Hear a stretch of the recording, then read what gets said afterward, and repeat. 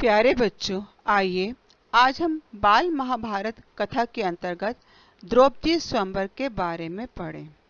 बच्चों, जिस समय लाक्षागृह से पांचों पांडव और कुंती बच निकले थे, वे एक चक्रा नगरी में आए।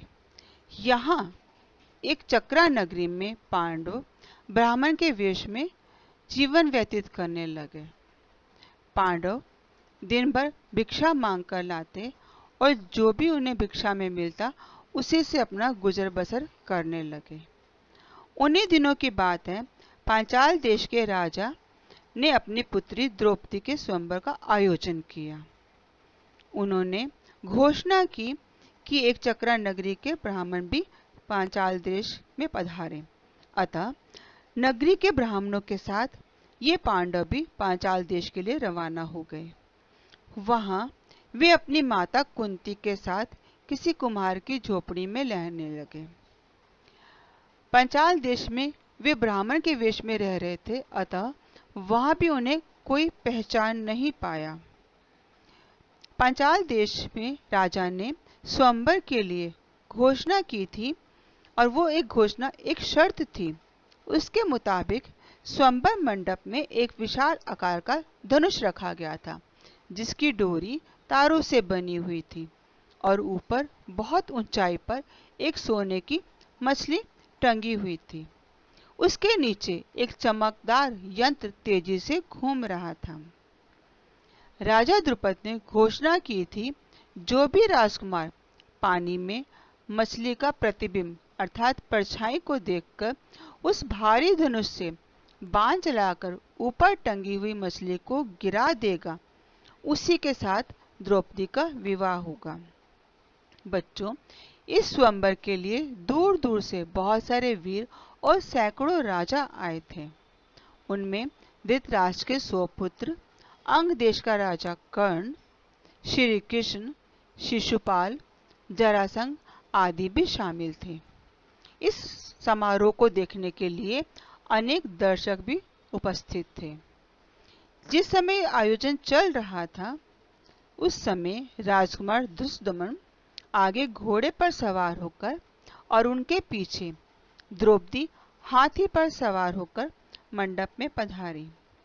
राजकन्या द्रौपदी हाथों में फूलों के हार लिए हुए थी और धीरे धीरे उसने सभा मंडप में प्रवेश किया। राजकुमार धृष्टद्युम्न अपनी बहन द्रौपदी का हाथ पकड़कर मंडप के बीचों बीच ले आए।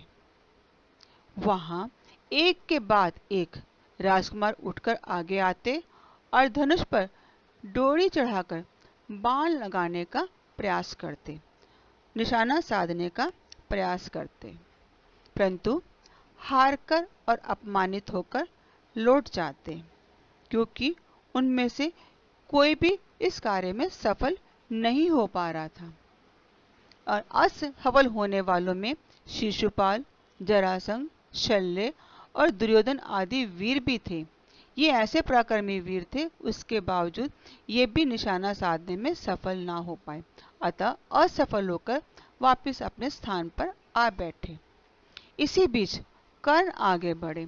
जैसे ही कर्ण आगे बढ़े, उस समय सभा में उत्साह सा उमड़ पड़ा।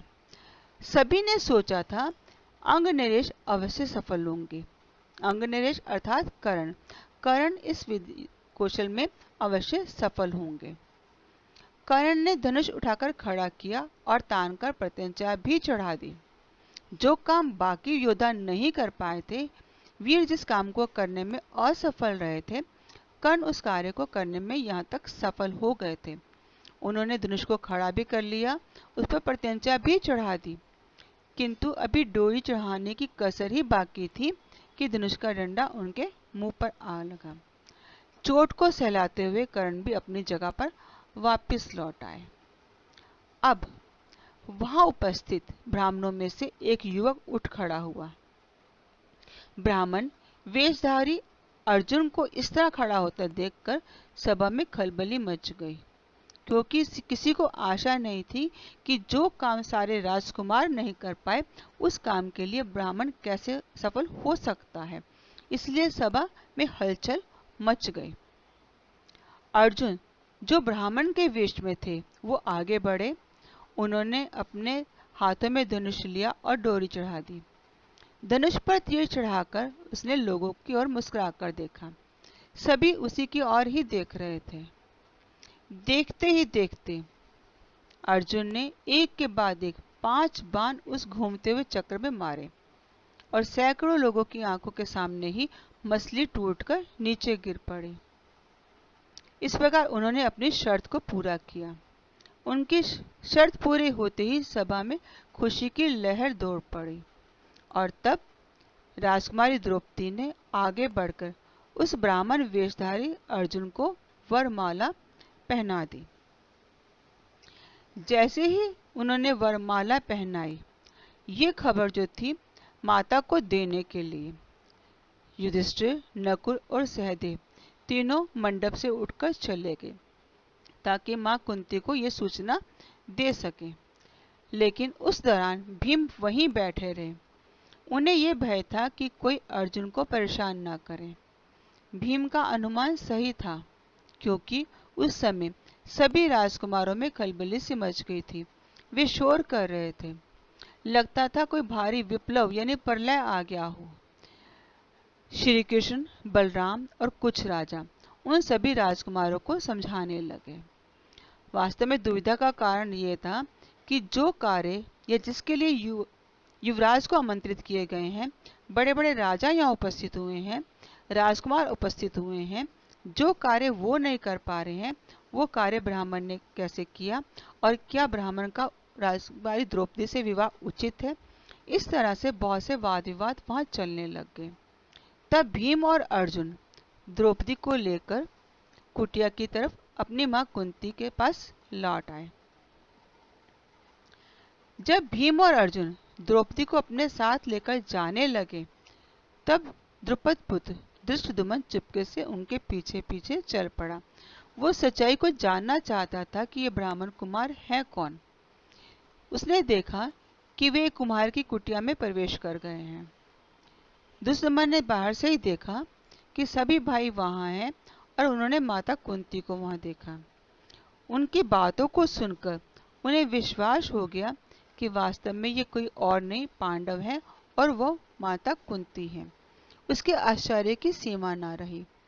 उसने तुरंत लौटकर वापस पिताजी से कहा, पिताजी, मुझे तो लगता है ये पांडव ही हैं। जब बहन द्रौपदी उस युवक के साथ जा रही थी तो मैं भी उनके पीछे पीछे चला गया था। वे कुमार की झोपड़ी में चले गए थे। वहां मैंने एक तेजस्विनी देवी को बैठे हुए देखा। आपस में वो लोग जो बातें कर रहे थे, उन बातों को सुनकर मुझे विश्वास हो गया है कि वास्तव में वे पांचों पांडवों की माता कुंती ही है। ये बात सुनकर द्रुपद अत्यंत प्रसन्न हुए।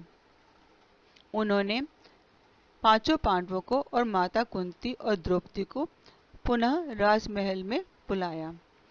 उनके आदेश पर पांचों भाई माता कुंती और द्रौपदी को लेकर राजभवन में पहुंच गए। वहां पहुंचने के बाद युधिष्ठिर ने राजा द्रुपद को अपना वास्तविक परिचय दे दिया, बता दिया कि वास्तव में वे पांडव ही हैं। यह जानकर कि वे पांडव हैं, राजा द्रुपद खुशी से फूले ना समाये। उन्हें लगा कि उनकी इच्छा पूरी हो गई। उनके मन में ये कामना थी कि वास्तव में उनकी बेटी द्रौपदी का पति अर्जुन ही बने, लेकिन उस समय तक अर्जुन के बारे में यही मालूम था कि वो लाक्षागृह में जल गए हैं। अतः जब उन्हें ये पता लगा कि वास्तव में जो ब्राह्मण वहां आए हैं वो कोई और नहीं अर्जुन ही हैं, ये जानकर वे बहुत अधिक प्रसन्न हुए। उनकी खुशी का कारण एक और भी था। जब उन्हें लगा कि पराक्रमी अर्जुन द्रौपदी के पति हो गए हैं, तो द्रोणाचार्य की शत्रुता का भी अब उन्हें कोई भय नहीं रहेगा, क्योंकि अभी तक वो द्रोणाचार्य की शत्रुता से भय कर रहे थे। उन्हें लगता था कि द्रोणाचार्य उन्हें पराजित कर देंगे। अब द्रोणाचार्य से मुकाबला करने के लिए उनके यहाँ अर्जुन है, तो उनको लगता था कि अर्जुन उनसे उन्हें बचा लेगा। अतः वे अत्यधिक प्रसन्न थे। अब उन्होंने सुख की सांस ली। माता की आज्ञा और सर्वसम्मति से द्रौपदी के साथ पांचों पांडवों का विवाह हो गया। धन्यवाद।